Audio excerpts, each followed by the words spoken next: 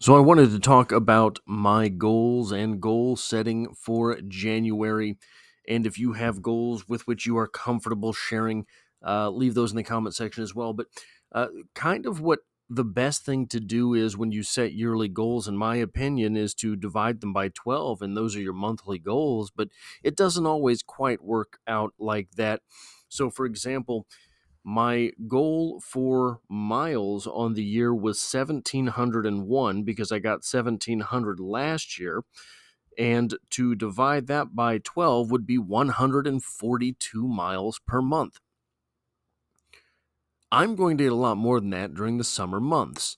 But right now, during January, setting the goal of 100 is actually fairly aggressive because to get one more mile than I got all of last year would mean getting one more mile each month than I did last year. But last January, I believe I only got something like 30 miles during the entire month. So this would be a tripling of that, which would make the summer months easier to get through. Uh, so this past summer, I got 3 consecutive 200 plus mile months, including two 250-mile plus months. A 267-mile month, I believe, in July or August, one or the other. So getting 100 in January would really set me off. Oh, I put 100 goals. That is not um, the right word there. It's supposed to be miles. But 1,000 push-ups is not all that aggressive a goal. 1,000 divided by 31 ends up being something like 33 per day, right? 32 per day. So that's not, I mean, I haven't done any yet. So we're off to a bad start. But when I do them, it's normally sets of 25 or 30. So 4 sets of 25 or 30 per day would get me to that goal pretty easily. Really, I ought to be joining a gym, a commercial gym, but I cannot force myself to go back into those places. So uh, we'll see how that goes moving forward. I want to get down to 211 pounds. I set the goal to break back under 200 pounds this calendar year. And this would mark a loss of about 3 pounds. To lose 3 pounds in the winter months here in the Midwest is not the easiest thing to do. That's why we are all husky individuals. So getting down to 211 would make the goal of breaking back under 200 on pace for around the summer months, which again will make it easier with all of the walking that I will be doing. And it's going to not only be easier to do during the summer months, but will really facilitate because I want to bounce off of 200 and get into the place where I can maybe start looking at gaining weight again through adding muscle, things like that. And run 20 miles. Again, for anyone who is an aggressive runner, for anyone who is putting in lots of miles and lots of running, this is child's play. But that is not the forefront of my goals for January, mainly because January is going to make it easier to do the not easier, but only holding myself accountable for 100 miles is going to make the productivity in other scenarios more aggressive. So more reading, more videos than I will be holding myself accountable for during the summer months, etc., etc. Um, and here with the reading stuff, 800 pages. Again, that doesn't quite put me on pace for the 10,000 page goal that I have set for the year, but it's pretty close. And I just on a whim started 15 Invaluable Laws of Growth by John C. Maxwell. It's one of those books you've seen everywhere. I believe that they are probably cheap ripoffs of the John Green or Robert Greene stuff, not John Green, the Robert Greene stuff, but it's interesting so far. It is very much. I'm probably going to do a series on it. It's a whole lot easier than the Robert Greene stuff. It's a lot more sort of the type of thing that you might see in a company seminar, in training manuals for work, things like that. It's a little bit more along those lines, but it's not bad so far. There's some things just in that first chapter so far that are pretty worth reading, at least worth sharing. I want to finish Holly this month because if I finish Holly, if I hold myself accountable to finish Holly, I will get around to the review stuff for that novel over on Strip Cover Lit, because it's really dragging on. And last year, or 2022, I guess I should say now, 2022 into 2023 really sort of killed me with Fairy Tale by Stephen King, as it was just a terrible book. It was a bad experience. It was a bad, poorly written. Characters were two-dimensional. Dialogue was miserable. The fantasy aspects of a fantasy novel, like the craziest thing that Stephen King could come up with was giant cockroaches. Like, that was it, pretty much. So I need to get through Holly because next month in February, I am hoping to start videos for The Great Gatsby on Strip Cover Lit. I want to do a chapter by chapter read along of The Great Gatsby. So starting that reading this month would really behoove me as far as the production on that series is concerned, because I want to make those videos a lot like the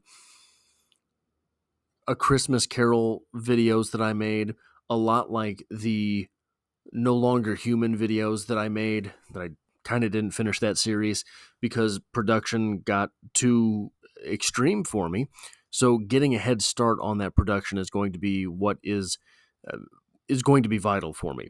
I want to find a book of poetry that I can kind of, so long as I am taking the poetry seriously, I do not think that it is cheating to read poetry collections towards page count numbers. To get to 10,000 pages, I'm basically never going to get there if I don't pick up some poetry along the way. And there's some pretty dense stuff that I want to do on Strip Cover Lit this year. So the reading is going to be very difficult. There's some dense stuff I want to do on this channel too. I have a book about hauntology that I ordered online. I have, that makes two books on hauntology that I have now, that I want to start sort of parsing down essays from that to put on this channel, because philosophy is one of the things that I want to do. That's why the Daily Stoic is on here. That's why I have a video about nihilism being underrated. Speaking of, I have the essentials, what is it? The Literature of Nihilism, a collection of academic type papers on nihilism that I also need to break down and put on this channel. There's so much I got to do, guys. There's so much. I just need to win the lottery, I suppose.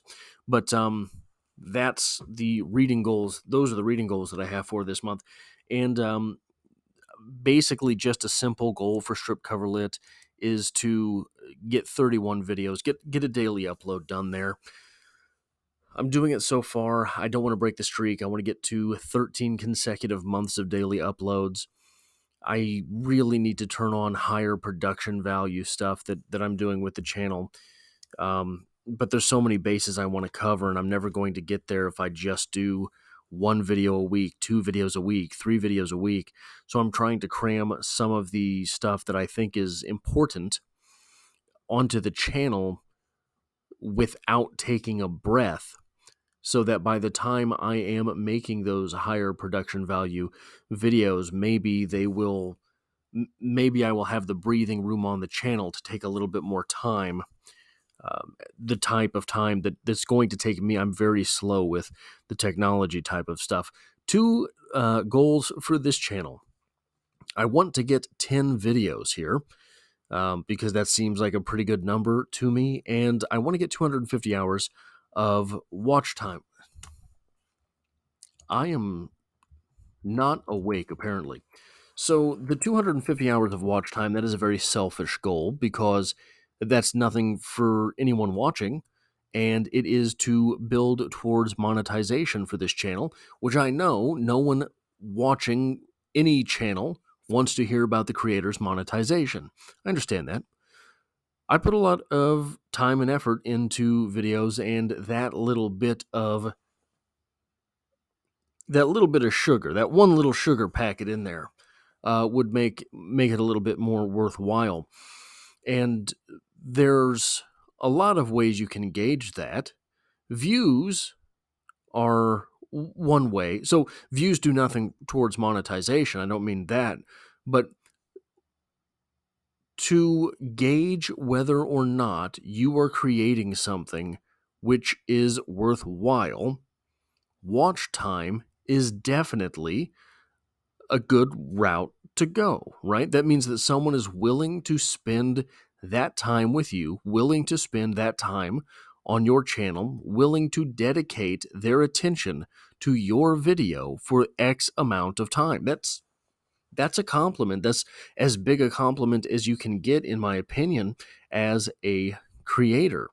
So, while and whereas, yes, that is a selfish goal in the realm of, well, it's for me getting monetized as opposed to productivity videos posted. I want to increase the editing quality for someone watching, all of those things. It is a nice way for me to gauge whether or not what I'm doing is worth it. 34 videos on YouTube other. Now, I have 4 channels that I run here on YouTube, and 2 of them are faceless. So that is what it is. Money goals. So I believe very much in color coordinating goals because here's my handy dandy new planner. I will show you exactly what it is that I do here. Let me see if I can pull this up. Oh no, you can't see anything. See all of this? These are all different colors for different. It's hard to see because I write so small and the light's reflecting off it, etc. But when I record what I did during any given day, every aspect of my life has a different color coordinated to it. So money goals are dark green, like money. Fitness goals are light green. Dark blue are reading goals. Sort of dark teal is strip coverlet, etc., etc. That way, at the end of the month, yeah, I've got my numbers that I can tally up. But I can also look down at the color coordinated stuff and see where I'm slacking. I can see the dark blue is absent from Wednesdays, Thursdays, and Fridays. Why is it absent from Wednesdays, Thursdays, and Fridays? What am I doing in my life that associates with not reading during the middle of the week, etc., right? So being able to simply look down and pick up on color cues from what it is that I am and am not doing is very helpful to ironing out the little inconsistencies that it's easy to not notice for yourself. It's easy to not pick up on, well, I said I was going to read 300 pages this month, but I don't think I got there. I don't think I got there because I didn't write it down. And I don't know where it is that I'm not reading. I think I read a lot, but I don't think I got to 300. Well, if you are getting drunk on Wednesdays, Thursdays, Fridays, Saturdays, and Sundays, and you look down and you realize you don't do any reading when you're drunk, all of a sudden, it's very easy to explain. Or for me, one area that I was struggling, and I'm only telling you this because it's a real world example, and you will find things like this about your life if you I had no idea, right? When I would do 10 miles a day, I was doing 10 miles Tuesdays, Wednesdays, Thursdays, and Fridays. during the summer. So 4 consecutive days. Yeah, it should be pretty obvious to me that I'm going to slack off in reading during those days. Reading is very intensive for me. It is it's not pressure packed, but it's something where I have to concentrate very heavily to get that reading done. And I wouldn't do it after I walked, right?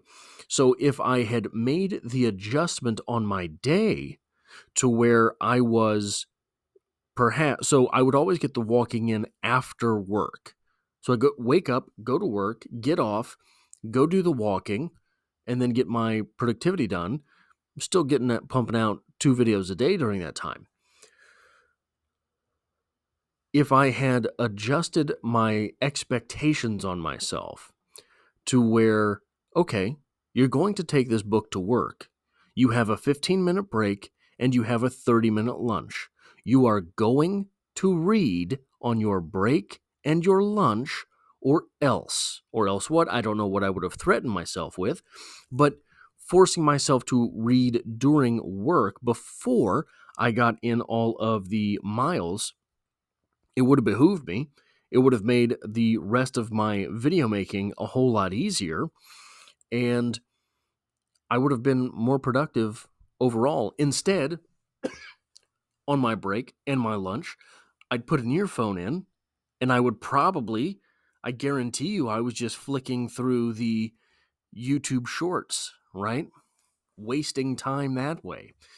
I don't do many shorts either. If you haven't caught on to that, I find it hard to put value into them. So if I can figure out a way to put value into them, I will make them. But most of them are not valuable. They're just little ha-has, right? So if I had paid attention to the strategy of trying to read X number of pages per week and employed the tactic of reading while I was at work, I would have been more successful. But I did not do that. Lesson in retrospect has been learned. I am reading on my breaks now. Money goals. I want to have 3 hours of overtime this month. It's very difficult in my line of work to find opportunities for overtime during the month of January. I want to make my monthly investment. I need to get back to investing in the stock market. I have sort of sat on the sidelines for quite a while. I have my investments, but I was not making additional investments because I was not sure about the volatility in the market and what was going on. Everyone kept saying, oh, every sign is pointing towards a recession, recession, recession, recession. Well, in case of a recession, if I keep that money on the sidelines and all of the prices become depressed and I invest then, all of a sudden my money is going further. So I listened to everyone. Everyone, seems, was wrong. I also want to finish this month under budget. Writing goals. I want to write 10,000 words this month. I want to write one poem. I want to write one short story. And the novel that I'm working on, that I am conceptualizing now, that I've had in my head for almost 20 years now, right around 2005, I think, was when I started ideating this novel. I need to spend a little bit of time. This is a novel that I think will be open to being outlined. It's not going to have to be the discovery type, um, literary fiction type of novel. 10,000 words is going to be very difficult. Through the first 2 days, I have written only 100 words per day. So, just on average right now, what I'm doing so far this month is between 3 and 6 miles, 8 hours of work, averaging out to 20 pages per day of reading, 100 words, and 3 videos made. So that's what I'm getting in so far. So in order to get these goals, I'm really going to have to take things up a little bit and figure out from there what is going on. So that's all I have for the January goals. Goal setting in January If you like or appreciate what I do here, hitting the like button really does help me out, as it tells YouTube to share this video with other goal setters. And if you find yourself here by chance but not design, consider hitting the subscribe button to stick around for more content. I hope to have you back for the next